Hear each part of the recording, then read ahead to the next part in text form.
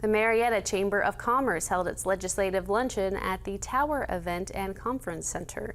They invited Ohio State Representative Kevin Ritter to speak about what is currently going on within state government.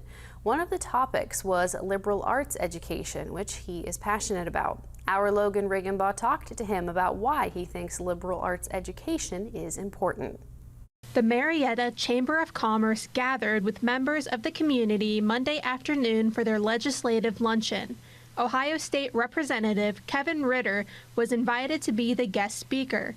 He spoke on a variety of topics that concern Ohio residents, such as Senate Bill 1, budget planning, and liberal arts education in higher education. Representative Ritter says liberal arts education is essential to thrive after graduation. In our modern workforce, the likelihood that we're going to stay in one job is not very high. We're going to transition from occupation to occupation.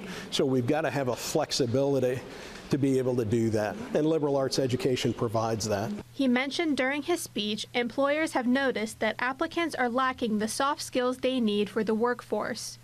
Some of those skills are punctuality, respectful language, appropriate attire, critical thinking, and communication skills. Representative Ritter says he wants education to teach students valuable skills rather than tell them what to think. So the metrics we use today to measure education are, did he or she graduate? Did they get a job within a certain period of time? What are they making? Right? I would argue those are the wrong metrics. Education should do something to us. It should teach us how to live a happy life, a productive life. The House and the Senate are in a conference committee hearing discussing the state budget. According to Representative Ritter, they will finalize it and send it to Governor Mike DeWine any day now. Reporting from Marietta, I'm Logan Riggenbaugh for WTAP News. This is home.